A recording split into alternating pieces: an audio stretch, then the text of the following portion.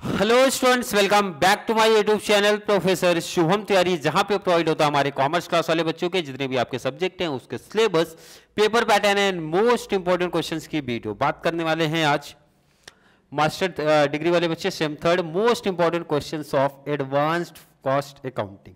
Basically आप यहाँ पे क्वेश्चन नहीं दूंगा बट ये एक हिंट रहेगा किस टॉपिक के ऑप्शन में कौन सा चैप्टर आने वाला है। बहुत सारे बच्चों को डाउट्स कंफ्यूजन है कितने सारे टॉपिक्स है सर, कौन कौन से टॉपिक्स प्रैक्टिस करना हमारे लिए होगा, प्लस प्रीवियस ईयर का पेपर में आपको सिर्फ इतना मैं लिखूंगा कि कौन से मींस क्वेश्चन के ऑप्शन में, चैप्टर के ऑप्शन में क्या टॉपिक्स आपके बने थे प्रीवियस ईयर, उसके बारे में बात करेंगे।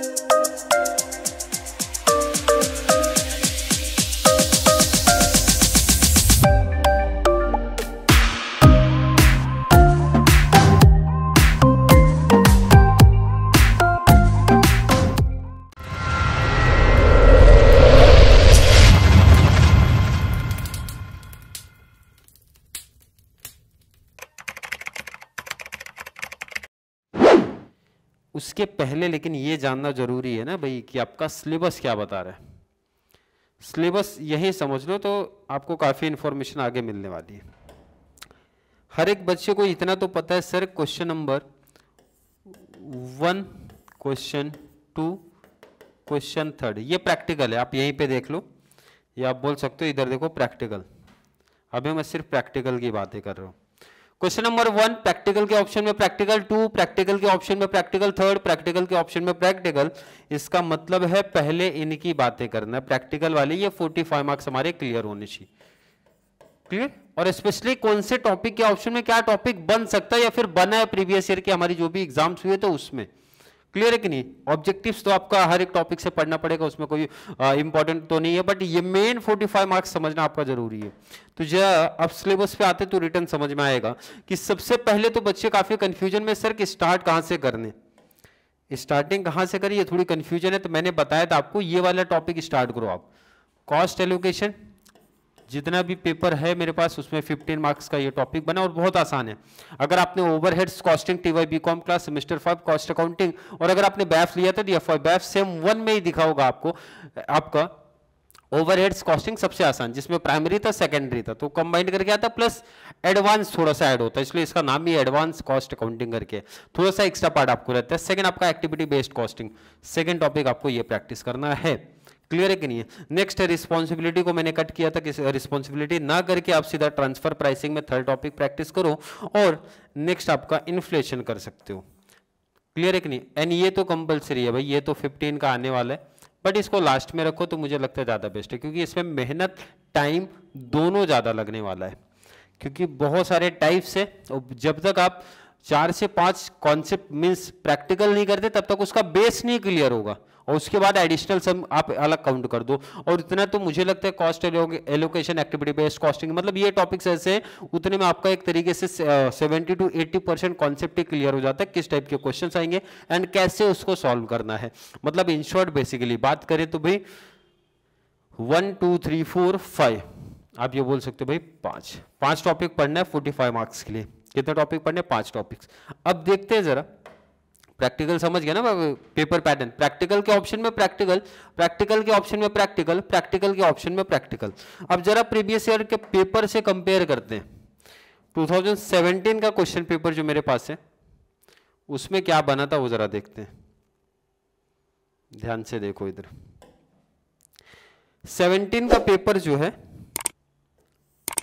पेपर कितना है? 60, 2 घंटे का। प्रोसेस कॉस्टिंग के ऑप्शन में प्रोसेस दिखा है, मैंने बताया ना प्रोसेस तो भाई कंपलसरी वो करो। प्रोसेस के ऑप्शन में प्रोसेस, क्योंकि इंपॉर्टेंट है ये टॉपिक, इसका मतलब है प्रोसेस बना है। अब जरा यहां ध्यान दो, इधर क्वेश्चन नंबर 2 में क्या बना है? Cost allocation. देखो ना इधर मैंने बोला था यहां से स्टार्ट करो, और ये एक ऐसा टॉपिक है जहां पे आपको इजिली 15 मार्क्स मिल सकते हैं। क्लियर है कि नहीं? मैंने रिस्पॉन्सिबिलिटी अकाउंटिंग नहीं बोला था पढ़ने, अगर आप नहीं भी पढ़ते हो तो भी कॉस्ट एलोकेशन हमारा मार्क्स कवर कर रहे हैं कि नहीं आपका। नेक्स्ट आपका क्वेश्चन नंबर 3 जो मैंने बताया था, पहले बेसिकली 30 मार्क्स पे फोकस रखने की मेरी बात हुई थी कि एटलीस्ट 45 आउट ऑफ 45 नहीं तो 40 मार्क्स तो मेरे को चाहिए। प्रैक्टिकल में 40 मेरे को चाहिए, तो कैसे कॉस्ट एलोकेशन एकदम परफेक्ट करके जाऊंगा, यहां से 15 का टारगेट रख के ही जाना है कि हाँ 15 मिलना ही चाहिए मेरे को। नेक्स्ट ट्रांसफर प्राइसिंग, ये कर लो, 15 मार्क्स का टारगेट रख के जाना है, इजी टॉपिक है, ध्यान रखना ये। और इसके साथ में मैंने इसके ऑप्शन का भी प्रैक्टिस करने के लिए बोला, इनकेस अगर ट्रांसफर प्राइसिंग का कोई सम हार्ड लेवल का आ जाता है, कुछ डिफरेंट आ जाता है, तो इन्फ्लेशन अकाउंटिंग मोस्टली उसके ऑप्शन में दिखता है, तो ये मेरा हो जाना चाहिए, इसलिए मैंने इस टॉपिक को भी काउंट किया था। और एक तो ध्यान रखना, कंपलसरी भी नहीं है ना कि ट्रांसफर के ऑप्शन में हमेशा इन्फ्लेशन ही है, इसलिए मैंने बोला एक रिस्क फैक्टर भी नहीं होना चाहिए। सेकंड, अगर आ भी गया तो ट्रांसफर प्राइसिंग इन्फ्लेशन अकाउंटिंग में से जो दोनों आसान मेरे को लगता है, मतलब बच्चे आप लोग को लगेगा, वो आप पिक कर लेना, तो आपका इजिली 30 तो सिक्योर हो गया। प्रोसेस कॉस्टिंग में एटलीस्ट पोस्टिंग भी किया तो 10 मार्क्स मिलना चाहिए। ये सिंपल सी स्ट्रैटेजी लेके आपको जाना है, और यही मैंने मास्टर डिग्री में अपने किया है। मास्टर डिग्री में ना मैंने क्लास लिया है ना कुछ, आप लोग के जैसे ही प्रिपरेशन हुए, बस ये सिंपल सा ऑब्जेक्टिव रखे जाता था, 2 सम को टैली करना है, मतलब 2 सम कंप्लीट हमारे होने चाहिए। एक जो हार्ड लेवल है भाई उसको पोस्टिंग भी किया तो भी 10 मार्क्स मिला, 40 हो गया। ऑब्जेक्टिव्स में तुक्का लगा दिया भाई, 52 मार्क्स तक एक एवरेज मार्क्स काउंट करके लेके जाने का। क्लियर है कि नहीं? क्लियर है, आई होप क्लियर है। जरा प्रीवियस ईयर कोई एक और देखो, शॉर्ट नोट्स का भी क्या क्वेश्चन पूछा था वो भी मैंने लिखा, बट मुझे लगता है शॉर्ट नोट्स किसी बच्चे को नहीं करना चाहिए।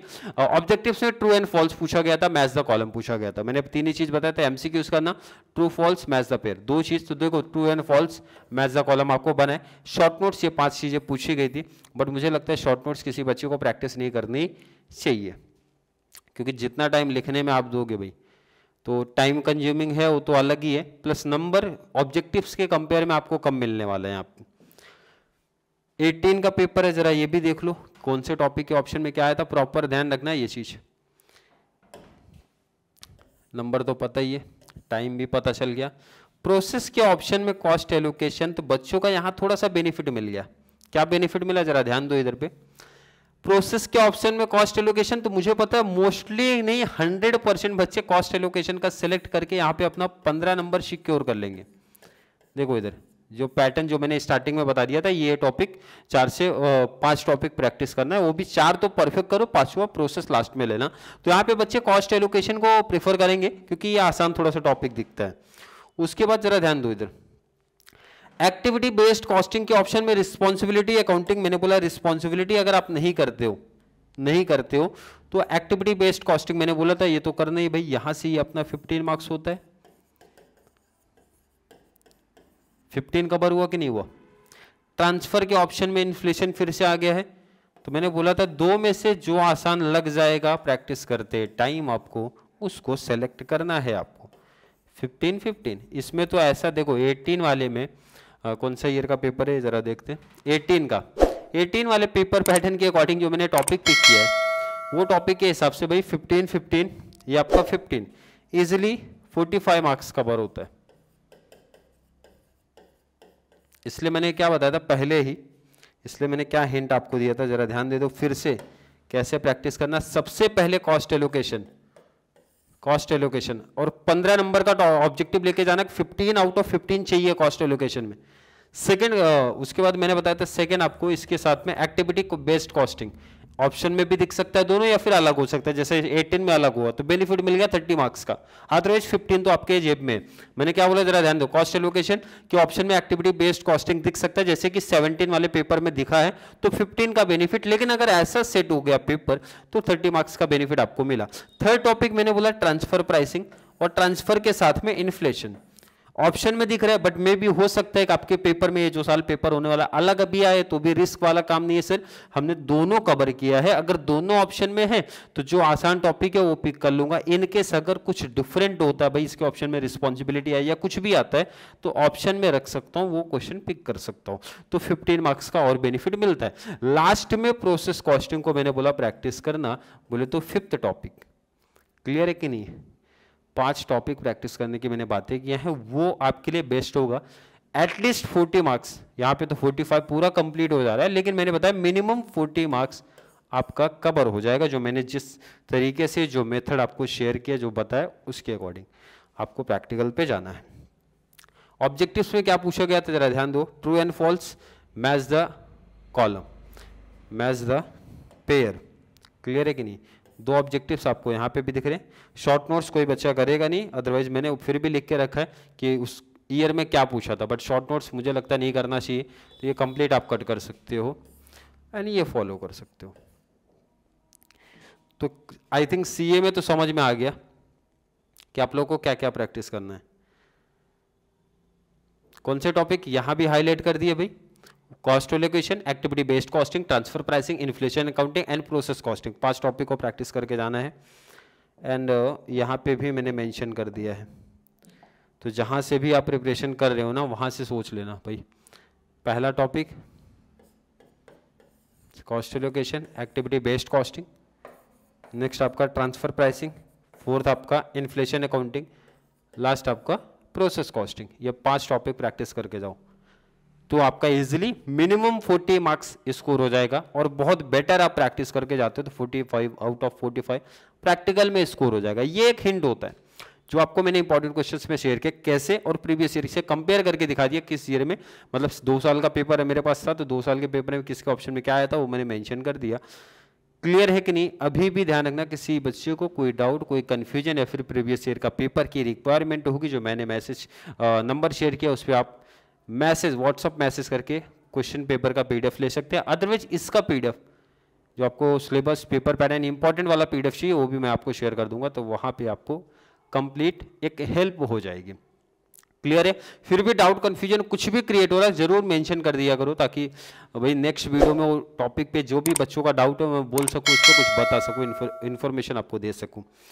या फिर वीडियो थोड़ी सी भी हेल्पफुल लग रही है तो वीडियो को लाइक करना है, अच्छे अच्छे कमेंट ऐड करो जितना ज़्यादा पॉसिबल हो सके।